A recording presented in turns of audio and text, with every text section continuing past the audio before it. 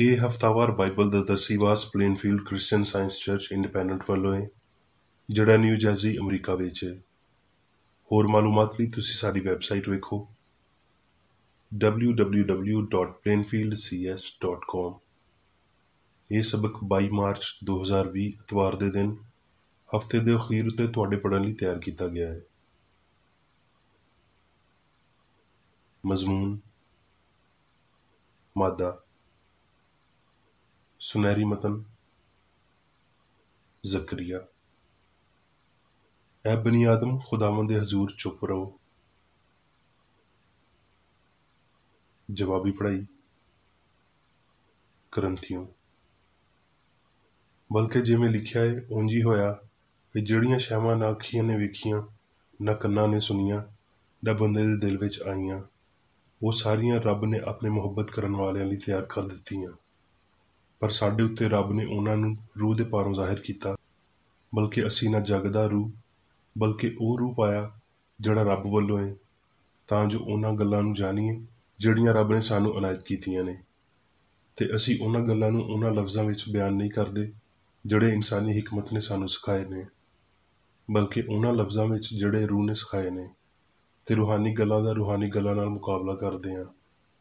ਪਰ ਨਫਸਾਨੀ ਬੰਦਾ ਰੱਬ ਦੇ ਰੂਹ ਦੀਆਂ ਗੱਲਾਂ ਨੂੰ ਨਹੀਂ ਮੰਨਦਾ, ਕਿਉਂਜੇ ਉਹ ਉਹਦੇ ਨੇੜੇ ਬੇਵਕੂਫੀ ਦੀਆਂ ਗੱਲਾਂ ਨੇ, ਤੇ ਨਾ ਉਹ ਉਹਨਾਂ ਨੂੰ ਸਮਝ ਸਕਦਾ ਹੈ, ਕਿਉਂਜੇ ਉਹ ਰੂਹਾਨੀ ਤੌਰ ਤੇ ਪਰਖੀਆਂ ਜਾਂਦੀਆਂ ਨੇ। ਦਰਸੀਵਾਜ਼ ਬਾਈਬਲ ਵਿੱਚੋਂ ਯਸਾਇਆ। ਉੱਠ, ਰੋਸ਼ਨ ਹੋ, ਕਿਉਂਜੇ ਤੇਰਾ ਚਾਨਣ ਆ ਗਿਆ ਤੇ ਖੁਦਾਵੰਦ ਦਾ ਜਲਾਲ ਤੇਰੇ ਉੱਤੇ ਜ਼ਾਹਿਰ ਹੋਇਆ। ਕਿਉਂਜੇ ਵੇਖ, ਹਨੇਰਾ ਧਰਤੀ ਉੱਤੇ ਛਾ ਜਾਵੇਗਾ ਤੇ ਤੇਰੀਆਂ ਉਮਤਾਂ ਉੱਤੇ, ਪਰ ਖੁਦਾਵੰਦ ਤੇਰੇ ਉੱਤੇ ਜ਼ਾਹਿਰ ਹੋਵੇਗਾ ਤੇ ਉਹਦਾ ਜਲਾਲ ਤੇਰੇ ਉੱਤੇ ਜ਼ਾਹਿਰ ਹੋਵੇਗਾ। ਤੇ ਕੌਮਾਂ ਤੇਰੀ ਲੋਅ ਵੱਲ ਆਉਣਗੀਆਂ ਤੇ ਸਲਾਤੀਨ ਤੇਰੇ ਤਲੂ ਦੀ ਰੋਸ਼ਨੀ ਵਿੱਚ ਟੁਰਨਗੇ। ਆਪਣੀਆਂ ਅੱਖੀਆਂ ਚੁੱਕ ਕੇ ਚਾਰਾਂ ਪਾਸੇ ਵੇਖ। ਸਲਾਤੀਨ। ਤੇ ਸ਼ਾਹੇ ਆਰਾਮ ਸ਼ਾਹੀ ਇਸਰਾਈਲ ਨਾਲ ਲੜ ਰਿਹਾ ਸੀ, ਤੇ ਉਹਨੇ ਆਪਣੇ ਖਾਦਮਾਂ ਨਾਲ ਮਸ਼ਵਰਾ ਕੀਤਾ ਤੇ ਆਖਿਆ ਵੀ ਮੈਂ ਫਲਾਂ ਥਾਂ ਤੇ ਡੇਰਾ ਲਾਵਾਂਗਾ। ਇਸ ਲਈ ਰੱਬ ਦੇ ਬੰਦੇ ਨੇ ਸ਼ਾਹੀ ਇਸਰਾਈਲ ਨੂੰ ਸੁਨੇਹਾ ਘੱਲਿਆ, ਖਬਰਦਾਰ ਤੂੰ ਫਲਾਂ ਥਾਂ ਤੋਂ ਨਾ ਲੰਘੀ, ਕਿਉਂਜੇ ਉੱਥੋਂ ਆਰਾਮੀ ਆਉਣ ਵਾਲੇ ਨੇ। ਤੇ ਸ਼ਾਹੀ ਇਸਰਾਈਲ ਨੇ ਉਸ ਥਾਂ ਤੇ ਜਿਹਦੀ ਖਬਰ ਰੱਬ ਦੇ ਬੰਦੇ ਨੇ ਦਿੱਤੀ ਸੀ ਤੇ ਉਹਨੂੰ ਦੱਸ ਦਿੱਤਾ ਸੀ, ਬੰਦੇ ਘੱਲੇ ਤੇ ਉੱਥੋਂ ਆਪਣੇ ਆਪ ਨੂੰ ਬਚਾਇਆ। ਤੇ ਇਹ ਸਿਰਫ 1 ਜਾਂ 2 ਵਾਰੀ ਨਹੀਂ ਹੋਇਆ। ਇਸ ਗੱਲ ਦੇ ਭਾਰੋਂ ਸ਼ਾਹੇ ਆਰਾਮ ਦਾ ਦਿਲ ਬੜਾ ਬੇਚੈਨ ਹੋਇਆ, ਤੇ ਉਹਨੇ ਆਪਣੇ ਖਾਦਮਾਂ ਨੂੰ ਸੱਦ ਕੇ ਉਹਨਾਂ ਨੂੰ ਆਖਿਆ, ਕੀ ਤੁਸੀਂ ਮੈਨੂੰ ਨਹੀਂ ਦੱਸੋਗੇ ਭਈ ਸਾਡੇ ਵਿੱਚੋਂ ਕਿਹੜਾ ਸ਼ਾਹੀ ਇਸਰਾਈਲ ਵੱਲ ਹੈ? ਫਿਰ ਉਹਦੇ ਖਾਦਮਾਂ ਵਿੱਚੋਂ ਇੱਕ ਨੇ ਆਖਿਆ, ਨਹੀਂ ਐ ਮੇਰੇ ਮਾਲਕ, ਐ ਮੇਰੇ ਬਾਦਸ਼ਾਹ, ਬਲਕਿ ਅਲੀਸ਼ਾ ਜਿਹੜਾ ਇਸਰਾਈਲ ਵਿੱਚ ਨਬੀ ਏ, ਤੇਰੀਆਂ ਉਹਨਾਂ ਗੱਲਾਂ ਨੂੰ ਜਿਹੜੀਆਂ ਤੂੰ ਖਿਲਵਤਗਾਹ ਵਿੱਚ ਆਖਦਾ ਹੈ, ਸ਼ਾਹੀ ਇਸਰਾਈਲ ਨੂੰ ਦੱਸ ਦਿੰਦਾ ਹੈ। ਉਹਨੇ ਆਖਿਆ, ਜਾ ਕੇ ਵੇਖੋ ਉਹ ਕਿੱਥੇ ਹੈ, ਤਾਂ ਜੋ ਮੈਂ ਉਹਨੂੰ ਫੜਾਵਾਂ। ਤੇ ਉਹਨੂੰ ਇਹ ਦੱਸਿਆ ਗਿਆ ਭਈ ਉਹ ਦੋਤਨ ਵਿੱਚ ਹੈ। ਫਿਰ ਉਹਨੇ ਉੱਥੇ ਘੋੜਿਆਂ ਤੇ ਰੱਥਾਂ ਤੇ ਇੱਕ ਵੱਡੇ ਲਸ਼ਕਰ ਨੂੰ ਘੱਲਿਆ। ਇਸ ਲਈ ਉਹਨਾਂ ਨੇ ਰਾਤੋਂ ਰਾਤ ਆ ਕੇ ਉਸ ਸ਼ਹਿਰ ਨੂੰ ਘੇਰ ਲਿਆ। ਤੇ ਜਦੋਂ ਉਸ ਰੱਬ ਦੇ ਬੰਦੇ ਦਾ ਖਾਦਮ ਸੁਬਹ ਨੂੰ ਉੱਠ ਕੇ ਬਾਹਰ ਨਿਕਲਿਆ ਤੇ ਵੇਖਿਆ ਇੱਕ ਲਸ਼ਕਰ ਘੋੜਿਆਂ ਤੇ ਰੱਥਾਂ ਦੇ ਨਾਲ ਸ਼ਹਿਰ ਦੇ ਆਲੇ ਦੁਆਲੇ ਹੈ। ਇਸ ਲਈ ਉਸ ਖਾਦਮ ਨੇ ਜਾ ਕੇ ਉਹਨੂੰ ਆਖਿਆ, ਹਾਏ ਐ ਮੇਰੇ ਮਾਲਕ, ਅਸੀਂ ਕੀ ਦੁਆ ਕਰੀਏ? ਉਹਨੇ ਜਵਾਬ ਦਿੱਤਾ, ਡਰ ਨਾ, ਕਿਉਂਜੇ ਸਾਡੇ ਨਾਲ ਵਾਲੇ ਉਹਨਾਂ ਦੇ ਨਾਲ ਵਾਲਿਆਂ ਤੋਂ ਬਹੁਤੇ ਨੇ। ਤੇ ਅਲੀਸ਼ਾ ਨੇ ਦੁਆ ਕੀਤੀ ਤੇ ਆਖਿਆ, ਐ ਖੁਦਾਵੰਦ ਉਹਦੀਆਂ ਅੱਖੀਆਂ ਖੋਲ੍ਹ ਦੇ ਤਾਂ ਜੋ ਉਹ ਵੇਖ ਸਕੇ। ਫਿਰ ਖੁਦਾਵੰਦ ਨੇ ਉਸ ਜਵਾਨ ਦੀਆਂ ਅੱਖੀਆਂ ਖੋਲ੍ਹ ਦਿੱਤੀਆਂ, ਤੇ ਉਹਨੇ ਜਦੋਂ ਨਜ਼ਰ ਕੀਤੀ ਤੇ ਵੇਖਿਆ ਭਈ ਅਲੀਸ਼ਾ ਦੇ ਆਲੇ ਦੁਆਲੇ ਦਾ ਪਹਾੜ ਆਤਸ਼ੀ ਘੋੜਿਆਂ ਤੇ ਰੱਥਾਂ ਨਾਲ ਭਰਿਆ ਹੈ। ਯਸਾਇਆ। ਉਸ ਦਿਨ ਇਨਸਾਨ ਆਪਣੇ ਖਾਲਕ ਵੱਲ ਨਜ਼ਰ ਕਰੇਗਾ ਤੇ ਉਹਦੀਆਂ ਅੱਖੀਆਂ ਇਸਰਾਈਲ ਦੇ ਕਦੂਸ ਵੱਲ ਵੇਖਣਗੀਆਂ। ਤੇ ਉਹ ਮਜ਼ਬਿਆਂ ਯਾਨੀ ਆਪਣੇ ਹੱਥ ਦੇ ਕੰਮ ਉੱਤੇ ਨਜ਼ਰ ਕਰੇਗਾ ਤੇ ਆਪਣੀ ਦਸਤਕਾਰੀ ਯਾਨੀ ਯਸਰਤਾਂ ਤੇ ਬੁੱਤਾਂ ਦੀ ਫਿਕਰ ਨਾ ਕਰੇਗਾ। ਮੱਤੀ। ਉਸੇ ਦਿਨ ਯਿਸੂ ਘਰੋਂ ਨਿਕਲ ਕੇ ਝੀਲ ਦੇ ਕੰਢੇ ਜਾ ਬੈਠਿਆ, ਤੇ ਉਹਦੇ ਕੋਲ ਅਜਿਹਾ ਜੱਥਾ ਜਮ੍ਹਾਂ ਹੋ ਗਿਆ ਭਈ ਉਹ ਕਸ਼ਤੀ ਉੱਤੇ ਚੜ੍ਹ ਬੈਠਿਆ, ਤੇ ਸਾਰਾ ਜੱਥਾ ਕੰਢੇ ਉੱਤੇ ਹੀ ਖੜਾ ਰਿਹਾ। ਤੇ ਉਹਨੇ ਉਹਨਾਂ ਨੂੰ ਬਹੁਤ ਸਾਰੀਆਂ ਗੱਲਾਂ ਤਮਸੀਲਾਂ ਵਿੱਚ ਆਖੀਆਂ। ਚੇਲਿਆਂ ਨੇ ਕੋਲ ਆ ਕੇ ਉਹਨੂੰ ਆਖਿਆ, ਭਈ ਤੂੰ ਉਹਨਾਂ ਨਾਲ ਤਮਸੀਲਾਂ ਵਿੱਚ ਗੱਲਾਂ ਕਿਉਂ ਕਰਦਾ ਹੈ? ਉਹਨੇ ਜਵਾਬ ਵਿੱਚ ਉਹਨਾਂ ਨੂੰ ਆਖਿਆ, ਇਸ ਲਈ ਵੀ ਤੁਹਾਨੂੰ ਅਸਮਾਨ ਦੇ ਭੇਤਾਂ ਦੀ ਸਮਝ ਦਿੱਤੀ ਗਈ ਏ, ਪਰ ਉਹਨਾਂ ਨੂੰ ਨਹੀਂ ਦਿੱਤੀ ਗਈ। ਕਿਉਂ ਜੇ ਜਿਹਦੇ ਕੋਲ ਹੈ ਉਹਨੂੰ ਦਿੱਤਾ ਜਾਵੇਗਾ ਤੇ ਉਹਦੇ ਕੋਲ ਬਹੁਤਾ ਹੋ ਜਾਵੇਗਾ, ਤੇ ਜਿਹਦੇ ਕੋਲ ਨਹੀਂ ਏ ਉਹਦੇ ਕੋਲੋਂ ਉਹ ਵੀ ਲੈ ਲਿਆ ਜਾਵੇਗਾ ਜਿਹੜਾ ਉਹਦੇ ਕੋਲ ਏ। ਮੈਂ ਉਹਨਾਂ ਨਾਲ ਤਮਸੀਲਾਂ ਵਿੱਚ ਇਸ ਲਈ ਗੱਲਾਂ ਕਰਦਾ ਵਾਂ ਵੀ ਉਹ ਵੇਖਦਿਆਂ ਹੋਏ ਨਹੀਂ ਵੇਖਦੇ, ਤੇ ਸੁਣਦਿਆਂ ਹੋਏ ਨਹੀਂ ਸੁਣਦੇ ਤੇ ਨਹੀਂ ਸਮਝਦੇ। ਤੇ ਉਹਨਾਂ ਦੇ ਹੱਕ ਵਿੱਚ ਯਸਾਇਆ ਦੀ ਇਹ ਪੇਸ਼ਨਗੋਈ ਪੂਰੀ ਹੁੰਦੀ ਏ ਵੀ ਤੁਸੀਂ ਕੰਨਾਂ ਤੋਂ ਸੁਣੋਗੇ ਪਰ ਹਰਗਿਜ਼ ਨਾ ਸਮਝੋਗੇ, ਤੇ ਅੱਖੀਆਂ ਤੋਂ ਵੇਖੋਗੇ ਪਰ ਹਰਗਿਜ਼ ਨਾ ਜਾਣੋਗੇ। ਕਿਉਂ ਜੇ ਇਸ ਉਮਤ ਦੇ ਦਿਲ ਉੱਤੇ ਚਰਬੀ ਛਾ ਗਈ ਏ, ਤੇ ਉਹ ਕੰਨਾਂ ਤੋਂ ਉੱਚਾ ਸੁਣਦੇ ਨੇ, ਤੇ ਉਹਨਾਂ ਨੇ ਆਪਣੀਆਂ ਅੱਖੀਆਂ ਬੰਦ ਕਰ ਲਈਆਂ ਨੇ, ਤਾਂ ਜੋ ਇੰਜ ਨਾ ਹੋਵੇ ਵੀ ਅੱਖੀਆਂ ਨਾਲ ਜਾਣਨ ਤੇ ਕੰਨਾਂ ਨਾਲ ਸੁਣਨ ਤੇ ਦਿਲ ਨਾਲ ਸਮਝਣ ਤੇ ਮੰਨਣ, ਤੇ ਮੈਂ ਉਹਨਾਂ ਨੂੰ ਸ਼ਿਫਾ ਬਖਸ਼ਾਂ।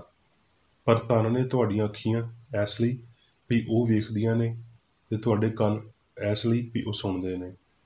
ਪਰ ਮੈਂ ਤੁਹਾਨੂੰ ਸੱਚ ਆਖਦਾ ਵਾਂ ਵੀ ਬਹੁਤ ਸਾਰੇ ਨਬੀਆਂ ਤੇ ਰਸਤਬਾਜ਼ਾਂ ਨੂੰ ਖਾਹਿਸ਼ ਸੀ ਵੀ ਜੋ ਕੁਝ ਤੁਸੀਂ ਵੇਖਦੇ ਹੋ ਉਹ ਵੇਖਣ ਪਰ ਨਾ ਵੇਖਿਆ, ਤੇ ਜਿਹੜੀਆਂ ਗੱਲਾਂ ਤੁਸੀਂ ਸੁਣਦੇ ਹੋ ਉਹ ਸੁਣਨ ਪਰ ਨਾ ਸੁਣੀਆਂ। ਲੂਕਾ। ਉਸੇ ਵੇਲੇ ਉਹ ਰੂਹ ਪਾਕ ਨਾਲ ਖੁਸ਼ੀ ਵਿੱਚ ਭਰ ਗਿਆ ਤੇ ਆਖਣ ਲੱਗਿਆ, ਐ ਬਾਪ, ਅਸਮਾਨ ਤੇ ਧਰਤੀ ਦੇ ਖੁਦਾਵੰਦ, ਮੈਂ ਤੇਰੀ ਹਮਦ ਕਰਦਾ ਵਾਂ ਵੀ ਤੂੰ ਇਹ ਗੱਲਾਂ ਦਨਾਵਾਂ ਤੇ ਸਿਆਣਾਂ ਤੋਂ ਲੁਕੋਈਆਂ ਤੇ ਬੱਚਿਆਂ ਉੱਤੇ ਜ਼ਾਹਰ ਕੀਤੀਆਂ। ਹਾਂ ਐ ਬਾਪ, ਕਿਉਂ ਜੇ ਇੰਜ ਹੀ ਤੈਨੂੰ ਪਸੰਦ ਆਇਆ। ਗਲਤੀਓਂ।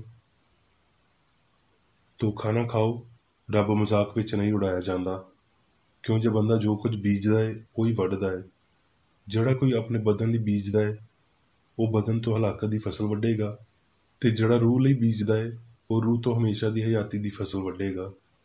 ਅਸੀਂ ਨੇਕ ਕੰਮ ਕਰਨ ਵਿੱਚ ਹਿੰਮਤ ਨਾ ਹਾਰੀਏ, ਕਿਉਂ ਜੇ ਬੇਦਿਲ ਨਾ ਹੋਵਾਂਗੇ ਤੇ ਪੂਰੇ ਵੇਲੇ ਉੱਤੇ ਵੱਢਾਂਗੇ। ਯੂਹੰਨਾ। ਨਾ ਜੱਗ ਨਾਲ ਮੁਹੱਬਤ ਰੱਖੋ, ਨਾ ਹੀ ਉਹਨਾਂ ਸ਼ੈਵਾਂ ਨਾਲ ਜਿਹੜੀਆਂ ਜੱਗ ਵਿੱਚ ਨੇ। ਜਿਹੜਾ ਕੋਈ ਜੱਗ ਨਾਲ ਮੁਹੱਬਤ ਰੱਖਦਾ ਹੈ ਉਹਦੇ ਵਿੱਚ ਪਿਓ ਦੀ ਮੁਹੱਬਤ ਨਹੀਂ। ਕਿਉਂ ਜੇ ਜੋ ਕੁਝ ਜੱਗ ਵਿੱਚ ਹੈ, ਯਾਨੀ ਬਦਨ ਦੀ ਖਾਹਿਸ਼ ਤੇ ਅੱਖੀਆਂ ਦੀ ਖਾਹਿਸ਼ ਤੇ ਹਯਾਤੀ ਦੀ ਸ਼ੋਖੀ, ਉਹ ਪਿਓ ਵੱਲੋਂ ਨਹੀਂ ਬਲਕਿ ਜੱਗ ਵੱਲੋਂ ਹੈ। ਜੱਗ ਤੇ ਉਹਦੀ ਖਾਹਿਸ਼ ਦੋਵੇਂ ਮਿਟਦੀਆਂ ਜਾਂਦੀਆਂ ਨੇ, ਪਰ ਜਿਹੜਾ ਰੱਬ ਦੀ ਮਰਜ਼ੀ ਉੱਤੇ ਟੁਰਦਾ ਹੈ ਉਹ ਹਮੇਸ਼ਾ ਤੀਕਰ ਕਾਇਮ ਰਹੇਗਾ।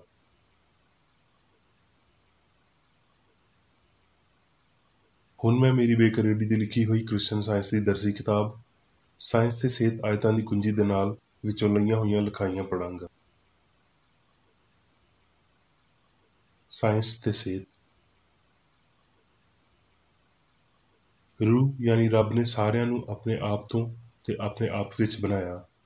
ਰੂਹ ਨੇ ਮਾਦੇ ਨੂੰ ਕਦੀ ਨਹੀਂ ਬਣਾਇਆ। ਰੂਹ ਵਿੱਚ ਅਜਿਹਾ ਕੁਝ ਨਹੀਂ ਹੈ ਜਿਹਦੇ ਨਾਲ ਮਾਦੇ ਨੂੰ ਬਣਾਇਆ ਜਾ ਸਕੇ। ਕਿਉਂ ਜੇ ਜਿਵੇਂ ਕਿ ਬਾਈਬਲ ਵਾਜ਼ਾ ਕਰਦੀ ਹੈ, ਜੋ ਕੁਝ ਵੀ ਪੈਦਾ ਹੋਇਆ ਉਹਦੇ ਵਿੱਚੋਂ ਕੋਈ ਸ਼ੈ ਵੀ ਲੋਗੋਸ, ਏਓਨ ਜਾਂ ਰੱਬ ਦੇ ਕਲਮੇ ਦੇ ਬਗੈਰ ਪੈਦਾ ਨਹੀਂ ਹੋਈ। ਰੂਹ ਹੀ ਇਕੱਲਾ ਮਵਾਦ ਹੈ, ਯਾਨੀ ਦੀਦਾ ਤੇ ਨਾਦੀਦਾ ਲਾਮਹਿਦੂਦ ਰੱਬ। ਰੂਹਾਨੀ ਤੇ ਅਬਦੀ ਸਾਰੀਆਂ ਸ਼ੈਵਾਂ ਹਕੀਕੀ ਨੇ, ਮਾਦੀ ਤੇ ਆਰਜ਼ੀ ਸ਼ੈਵਾਂ ਗੈਰ ਮਾਦੀ ਨੇ। ਮਾਦਾ ਫਾਨੀ ਸਿਆਣ ਦਾ ਪਹਿਲਾ ਅਕੀਦਾ ਹੈ। ਕਿਉਂ ਜੇ ਇਸ ਨਾਮ ਨਿਹਾਦ ਸਿਆਣ ਨੂੰ ਰੂਹ ਦੀ ਕੋਈ ਸਮਝ ਨਹੀਂ ਹੈ। ਫਾਨੀ ਸਿਆਣ ਲਈ ਮਾਦਾ ਅਸਲੀ ਹੈ ਤੇ ਬਦੀ ਅਸਲੀ ਹੈ। ਬਸ਼ਰ ਦੀਆਂ ਨਾਮ ਨਿਹਾਦ ਹਿੱਸਾ ਮਾਦੀ ਨੇ, ਇਸ ਲਈ ਬਸ਼ਰਾਂ ਦੀ ਨਾਮ ਨਿਹਾਦ ਹਯਾਤੀ ਮਾਦੇ ਉੱਤੇ ਇਨਹਸਾਰ ਕਰਦੀ ਹੈ।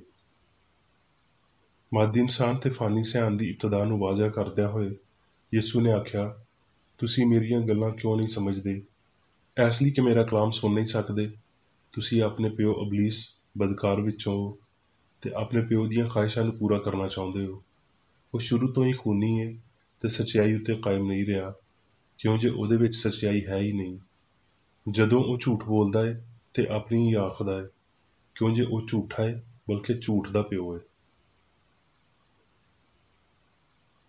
ਮਾਦਾ, ਖਰਾਫਾ, ਫਾਨੀਅਤ, ਫਾਨੀ ਸਿਆਣ ਦਾ ਦੂਜਾ ਨਾਂ ਭਰਮ, ਜ਼ਹਾਨਤ, ਮਵਾਦ ਤੇ ਗੈਰ ਜ਼ਹਾਨਤ ਤੇ ਫਾਨੀਅਤ ਵਿੱਚ ਹਯਾਤੀ, ਹਯਾਤੀ ਦਾ ਮੁਖਾਲਫ। ਯਿਸੂ ਨੇ ਦੂਜਿਆਂ ਲਈ ਰਾਹ ਤਿਆਰ ਕੀਤੀ। ਉਹਨੇ ਮਸੀਹ ਦਾ ਨਕਾਬ ਚੁੱਕਿਆ, ਜਿਹੜਾ ਇਲਾਹੀ ਮੁਹੱਬਤ ਦਾ ਰੂਹਾਨੀ ਖਿਆਲ ਹੈ। ਜਿਹੜੇ ਲੋਕ ਬਸ ਆਪਣੀ ਖੁਸ਼ੀ ਤੇ ਹਵਾਸ ਦੀ ਤਸਕੀਨ ਵਿੱਚ ਜਿਉਂਦਿਆਂ ਹੋਏ ਪਾਪ ਉੱਤੇ ਯਕੀਨ ਕਰਦੇ ਤੇ ਆਪਣੇ ਆਪ ਵਿੱਚ ਹੀ ਦਫਨ ਨੇ, ਉਹਨਾਂ ਲਈ ਉਹਨੇ ਮਾਦੀਅਤ ਵਿੱਚ ਆਖਿਆ, ਅੱਖਾਂ ਹੈ ਨੇ ਪਰ ਤੁਸੀਂ ਵੇਖਦੇ ਨਹੀਂ, ਕੰਨ ਹੈ ਨੇ ਪਰ ਤੁਸੀਂ ਸੁਣਦੇ ਨਹੀਂ, ਭਈ ਕਿਤੇ ਦਿਲੋਂ ਨਾ ਸਮਝ ਲਓ ਤੇ ਬਾਜ਼ ਆਓ ਤੇ ਮੈਂ ਤੁਹਾਨੂੰ ਸ਼ਿਫਾ ਦੇਵਾਂ।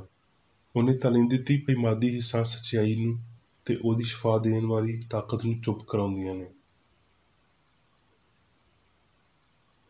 ਕੀ ਦੇਵਤਾ ਨੂੰ ਮਾਦੀ ਹਿੱਸਾਂ ਦੇ ਪਾਰੋਂ ਜਾਣਿਆ ਜਾ ਸਕਦਾ ਹੈ? ਕੀ ਉਹ ਮਾਦੀ ਹਿੱਸਾਂ ਜਿਹੜੀਆਂ ਰੂਹ ਦੀ ਬਰਾਹ ਰਾਸਤ ਗਵਾਹੀ ਹਾਸਲ ਨਹੀਂ ਕਰਦੀਆਂ, ਉਹ ਰੂਹਾਨੀ ਹਯਾਤੀ, ਸੱਚਾਈ ਤੇ ਮੁਹੱਬਤ ਦੀ ਸਹੀ ਗਵਾਹੀ ਨਹੀਂ ਦਿੰਦੀਆਂ? ਬਦਨੀ ਹਿੱਸਾ ਰੱਬ ਦਾ ਕੋਈ ਸਬੂਤ ਹਾਸਲ ਨਹੀਂ ਕਰ ਸਕਦੀਆਂ। ਉਹ ਨਾ ਤੇ ਅੱਖ ਤੋਂ ਰੂਹ ਨੂੰ ਵੇਖ ਸਕਦੇ ਨੇ, ਨਾ ਕੰਨ ਨਾਲ ਸੁਣ ਸਕਦੇ ਨੇ, ਨਾ ਹੀ ਰੂਹ ਨੂੰ ਮਹਿਸੂਸ ਕਰ ਸਕਦੇ, ਚੱਖ ਸਕਦੇ ਜਾਂ ਸੁੰਘ ਸਕਦੇ ਨੇ। ਕ੍ਰਿਸਚਨ ਸਾਇੰਸ ਦੇ ਮੁਤਾਬਕ ਇਨਸਾਨ ਦੀਆਂ ਸਿਰਫ ਉਹੀ ਹਿੱਸਾਂ ਰੂਹਾਨੀ ਨੇ ਜਿਹੜੀਆਂ ਇਲਾਹੀ ਸਿਆਣ ਤੋਂ ਜ਼ਾਹਿਰ ਹੁੰਦੀਆਂ ਨੇ। ਖਿਆਲ ਰੱਬ ਤੋਂ ਇਨਸਾਨ ਵਿੱਚ ਮੁੰਤਕਿਲ ਹੁੰਦੇ ਨੇ, ਪਰ ਨਾ ਹੀ ਅਹਿਸਾਸ ਤੇ ਨਾ ਹੀ ਰਿਪੋਰਟ ਮਾਦੀ ਬਦਨ ਤੋਂ ਸਿਆਣ ਵਿੱਚ ਜਾਂਦੇ ਨੇ। ਬਾਹਮੀ ਰਾਬਤਾ ਹਮੇਸ਼ਾ ਰੱਬ ਤੋਂ ਹੋ ਕੇ ਉਹਦੇ ਖਿਆਲ ਯਾਨੀ ਇਨਸਾਨ ਤੀਕਰ ਜਾਂਦਾ ਹੈ। ਰੂਹਾਨੀ ਫਹਿਮ ਰੱਬ ਨੂੰ ਸਮਝਣ ਦੀ ਇੱਕ ਬਾਖਬਰ ਮਤਵਾਤਰ ਸਲਾਹੀਅਤ ਹੈ। ਮਸੀਹਤ ਦਾ ਅਸੂਲ ਤੇ ਸਬੂਤ ਰੂਹਾਨੀ ਫਹਿਮ ਦੇ ਪਾਰੋਂ ਸਮਝੇ ਜਾਂਦੇ ਨੇ।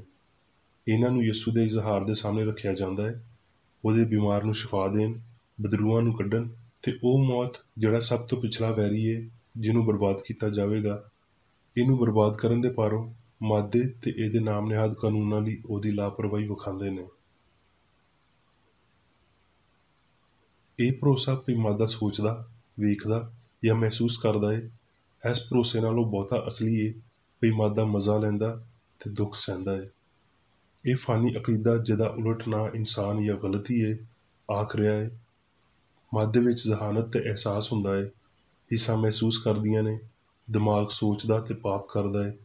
ਮੈਦਾ ਇੱਕ ਇਨਸਾਨ ਨੂੰ ਗਜ਼ਬਨਾਕ ਬਣਾ ਸਕਦਾ ਏ, ਜ਼ਖਮ ਇਨਸਾਨ ਨੂੰ ਮਾਜ਼ੂਰ ਤੇ ਮਾਦਾ ਇਨਸਾਨ ਨੂੰ ਕਤਲ ਕਰ ਸਕਦਾ ਏ। ਨਾਮ ਨਿਹਾਦ ਮਾਦੀ ਹਿੱਸਾਂ ਦਾ ਇਹ ਫੈਸਲਾ ਇਨਸਾਨ ਨੂੰ ਨਿਸ਼ਾਨਾ ਬਣਾਉਂਦਾ ਏ ਤੇ ਜਿਸਮਾਨੀਆਤ ਤੇ ਮਰਾਜ਼ੀਆਤ ਵਾਂਗਰ ਉਹਨਾਂ ਨੂੰ ਝੂਠੀ ਗਵਾਹੀ ਦਾ ਤੇ ਇੱਥੋਂ ਤੀਕਰ ਵੀ ਉਹਨਾਂ ਗਲਤੀਆਂ ਦਾ ਅਦਬ ਕਰਨਾ ਸਿਖਾਉਂਦਾ ਏ ਜਿਹੜੀਆਂ ਰੂਹਾਨੀ ਹਿੱਸ ਤੇ ਸਾਇੰਸ ਦੇ ਪਾਰੋਂ ਬਰਬਾਦ ਕੀਤੀਆਂ ਜਾਂਦੀਆਂ ਨੇ। ਬਦਨੀ ਹਿੱਸਾਂ ਦਾ ਸਬੂਤ ਕਈ ਵਾਰੀ ਹਸਤੀ ਦੀ ਅਸਲੀ ਸਾਇੰਸ ਨੂੰ ਬਦਲ ਦਿੰਦਾ ਏ ਤੇ ਇੰਜ ਪਾਪ, ਬਿਮਾਰੀ ਤੇ ਮੌਤ ਨੂੰ ਜ਼ਾਹਿਰੀ ਤਾਕਤ ਅਤਾ ਕਰਦਿਆਂ ਹੋਏ ਮੁਖਾਲਫਤ ਦੀ ਸਲਤਨਤ ਕਾਇਮ ਕਰਦਾ ਏ। ਪਰ ਚੰਗਾ ਸਮਝਿਆ ਜਾਵੇ ਤੇ ਹਯਾਤੀ ਦੇ ਵੱਡੇ ਹਕਾਇਕ ਗਲਤੀਆਂ ਦੀ ਇਸ ਤਕੋਨ ਨੂੰ ਸ਼ਿਕਸਤ ਦਿੰਦੇ, ਇਹਦੀ ਝੂਠੀ ਗਵਾਹੀ ਦੀ ਮੁਖਾਲਫਤ ਕਰਦੇ ਤੇ ਅਸਮਾਨ ਦੀ ਬਾਦਸ਼ਾਹੀ ਨੂੰ ਜ਼ਾਹਰ ਕਰਦੇ ਨੇ, ਜਿਹੜਾ ਧਰਤੀ ਉੱਤੇ ਹਮਾਂਗੀ ਦੀ ਅਸਲ ਸਲਤਨਤ ਏ। ਮਾਦੀ ਹਿੱਸਾਂ ਦਾ ਰੂਹ ਦੀ ਸਾਇੰਸ ਨੂੰ ਬਦਲਣਾ ਅਮਲੀ ਤੌਰ ਤੇ 1900 ਸਾਲ ਪਹਿਲਾਂ ਯਿਸੂ ਦੇ ਇਜ਼ਹਾਰ ਦੇ ਪਾਰੋਂ ਸਾਹਮਣੇ ਲਿਆਇਆ ਗਿਆ। ਇਸ ਲਈ ਇਹ ਨਾਮ ਨਿਹਾਦ ਹਿੱਸਾਂ ਹਾਲੇ ਵੀ ਫਾਨੀ ਸਿਆਣ ਨੂੰ ਫਾਨੀ ਬਦਨ ਦੀਆਂ ਮਦਦਗਾਰ ਬਣਾਉਂਦੀਆਂ ਤੇ ਦਿਮਾਗ ਤੇ ਅਸਾਬ ਵਰਗੇ ਮਾਦੇ ਦੇ ਖਾਸ ਹਿੱਸਾਂ ਨੂੰ ਪੀੜ ਤੇ ਖੁਸ਼ੀ ਦੀਆਂ ਨਸ਼ਸਤਾਂ ਦੇ ਤੌਰ ਤੇ ਲਾਗੂ ਕਰਦੀਆਂ ਨੇ, ਜਿੱਥੋਂ ਇਹ ਨਾਮ ਨਿਹਾਦ ਸਿਆਣ ਆਪਣੀ ਖੁਸ਼ੀ ਜਾਂ ਦੁੱਖ ਦੀ ਹਾਲਤ ਨੂੰ ਬਿਆਨ ਕਰਦੀ ਏ। ਸਾਇੰਸ ਬਦਨੀ ਹਿੱਸਾਂ ਦੀ ਝੂਠੀ ਗਵਾਹੀ ਨੂੰ ਤਬਦੀਲ ਕਰਦੀ ਏ ਤੇ ਇਸ ਤਬਦੀਲੀ ਦੇ ਪਾਰੋਂ ਇਨਸਾਨ ਹਸਤੀ ਦੇ ਬੁਨਿਆਦੀ ਹਕਾਇਕਾਂ ਤੀਕਰ ਅਪੜਦੇ ਨੇ।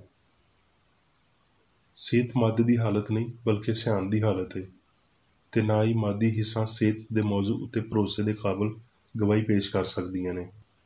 ਸ਼ਿਫਾਈਆ ਸਿਆਣ ਦੀ ਸਾਇੰਸ ਕਿਸੇ ਕਮਜ਼ੋਰ ਲਈ ਇਹ ਹੋਣਾ ਨਾਮੁਮਕਿਨ ਬਿਆਨ ਕਰਦੀ ਏ, ਜਦ ਕਿ ਸਿਆਣ ਲਈ ਇਹਦੀ ਅਸਲ ਤਸਦੀਕ ਕਰਨਾ ਜਾਂ ਇਨਸਾਨ ਦੀ ਅਸਲੀ ਹਾਲਤ ਨੂੰ ਜ਼ਾਹਰ ਕਰਨਾ ਮੁਮਕਿਨ ਪੇਸ਼ ਕਰਦੀ ਏ। ਇਸ ਲਈ ਸਾਇੰਸ ਦਾ ਇਲਾਹੀ ਅਸੂਲ ਬਦਨੀ ਹਿੱਸਾਂ ਦੀ ਗਵਾਹੀ ਨੂੰ ਬਦਲਦਿਆਂ ਹੋਏ ਇਨਸਾਨ ਨੂੰ ਬਤੌਰ ਸੱਚਾਈ ਹਮਾਂਗੀ ਦੇ ਨਾਲ ਮੌਜੂਦ ਹੋਣਾ ਜ਼ਾਹਰ ਕਰਦਾ ਏ, ਜਿਹੜਾ ਸਿਹਤ ਦੀ ਇਕੱਲੀ ਨਿਉ ਏ।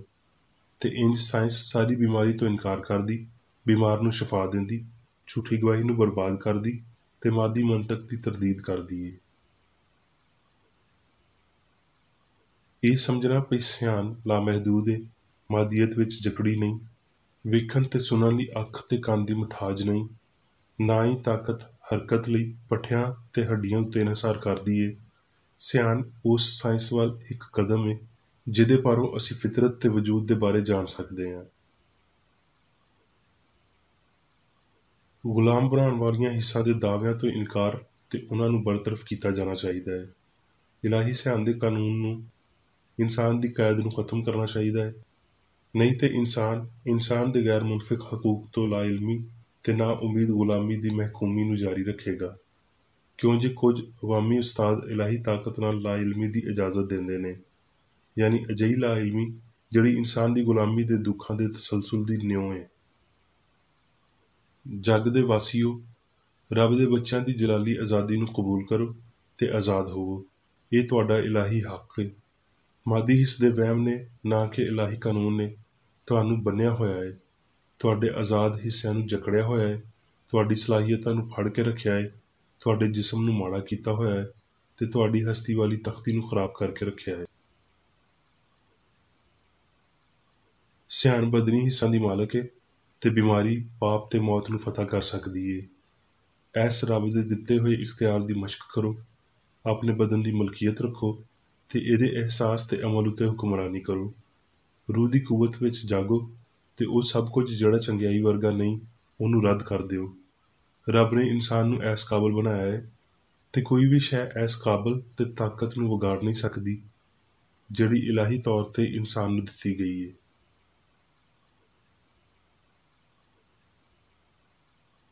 ਹੁਣ ਮੈਂ ਮੇਰੀ ਬੇਕਰ ਅੱਡੀ ਵੱਲੋਂ ਚਰਚ ਮੈਨੂਅਲ ਵਿੱਚ ਦਿੱਤੇ ਹੋਏ ਰੋਜ਼ਾਨਾ ਦੇ 3 ਫਰਜ਼ ਪੜ੍ਹਾਂਗਾ। ਰੋਜ਼ਾਨਾ ਦੀ ਦੁਆ। ਇਸ ਚਰਚ ਦੇ ਹਰ ਰੁਕਨ ਦਾ ਇਹ ਫਰਜ਼ ਹੈ ਕਿ ਉਹ ਹਰ ਰੋਜ਼ ਇਹ ਦੁਆ ਕਰੇ, ਤੇਰੀ ਬਾਦਸ਼ਾਹੀ ਆਵੇ, ਇਲਾਹੀ ਸੱਚਾਈ, ਹਯਾਤੀ ਤੇ ਪਿਆਰ ਦੀ ਸਲਤਨਤ ਮੇਰੇ ਅੰਦਰ ਕਾਇਮ ਹੋਵੇ ਤੇ ਸਾਰੇ ਪਾਪ ਮੈਥੋਂ ਨਿਕਲ ਜਾਣ, ਤੇ ਤੇਰਾ ਕਲਾਮ ਸਾਰੇ ਇਨਸਾਨਾਂ ਦੇ ਪਿਆਰ ਨੂੰ ਵਧਾਵੇ ਤੇ ਉਹਨਾਂ ਉੱਤੇ ਹੁਕੂਮਤ ਕਰੇ। ਮਕਸਦਾਂ ਤੇ ਕੰਮਾਂ ਦਾ ਇੱਕ ਅਸੂਲ। ਨਾ ਕੋਈ ਮੁਖਾਲਫਤ ਤੇ ਨਾ ਕੋਈ ਜ਼ਾਤੀ ਤਾਲੁਕ ਮਾਦਰੀ ਚਰਚ ਦੇ ਕਿਸੇ ਰੁਕਨ ਦੇ ਮਕਸਦਾਂ ਜਾਂ ਕੰਮਾਂ ਉੱਤੇ ਅਸਰ ਕਰਨੇ ਚਾਹੀਦੇ। ਸਾਇੰਸ ਵਿੱਚ ਬਸ ਇਲਾਹੀ ਪਿਆਰ ਹੀ ਹੁਕੂਮਤ ਕਰਦਾ ਹੈ ਤੇ ਇੱਕ ਮਸੀਹੀ ਸਾਇੰਸਦਾਨ ਪਾਪ ਨੂੰ ਰੱਦ ਕਰਦਿਆਂ ਹੋਏ ਸੁੱਚੀ ਭਰਾਬੰਦੀ, ਖੈਰਾਤ ਪਸੰਦੀ ਤੇ ਮਾਫੀ ਨਾਲ ਪਿਆਰ ਦੀਆਂ ਮਿੱਠੀਆਂ ਸੱਚਾਈਆਂ ਦਾ ਪਰਛਾਵਾਂ ਬਣਦਾ ਹੈ। ਇਸ ਚਰਚ ਦੇ ਸਾਰੇ ਰੁਕਨਾਂ ਨੂੰ ਸਾਰੇ ਪਾਪਾਂ ਤੋਂ, ਗਲਤ ਤਰ੍ਹਾਂ ਦੀਆਂ ਪੇਸ਼ਨਗੋਈਆਂ, ਮੁਨਸਫੀਆਂ, ਮੁਜ਼ੰਮਤਾਂ, ਸਲਾਹਾਂ, ਗਲਤ ਅਸਰਾਂ ਨੂੰ ਲੈਣ ਤੇ ਗਲਤ ਅਸਰ ਦੇਣ ਤੋਂ ਆਜ਼ਾਦ ਰਹਿਣ ਲਈ ਹਰ ਰੋਜ਼ ਖਿਆਲ ਰੱਖਣਾ ਚਾਹੀਦਾ ਹੈ ਤੇ ਦੁਆ ਕਰਨੀ ਚਾਹੀਦੀ ਹੈ। ਫਰਜ਼ ਲਈ ਚੁਸਤੀ। ਇਸ ਚਰਚ ਦੇ ਹਰ ਰੁਕਨ ਦਾ ਇਹ ਫਰਜ਼ ਹੈ ਕਿ ਉਹ ਹਰ ਰੋਜ਼ ਜਾਰਹਾਨਾ ਜ਼ੀਨੀ ਸਲਾਮਾਂ ਦੇ ਖਿਲਾਫ ਆਪਣੇ ਆਪ ਨੂੰ ਤਿਆਰ ਰੱਖੇ ਤੇ ਰੱਬ, ਆਪਣੇ ਕਾਇਦ ਤੇ ਇਨਸਾਨਾਂ ਲਈ ਆਪਣੇ ਫਰਜ਼ਾਂ ਨੂੰ ਨਾ ਕਦੀ ਭੁੱਲੇ ਤੇ ਨਾ ਕਦੀ ਨਜ਼ਰਅੰਦਾਜ਼ ਕਰੇ। ਉਹਦੇ ਕੰਮਾਂ ਦੇ ਰਾਹੀਂ ਉਹਦਾ ਇਨਸਾਫ ਹੋਵੇਗਾ, ਉਹ ਬੇਕਸੂਰ ਜਾਂ ਕਸੂਰਵਾਰ ਹੋਵੇਗਾ।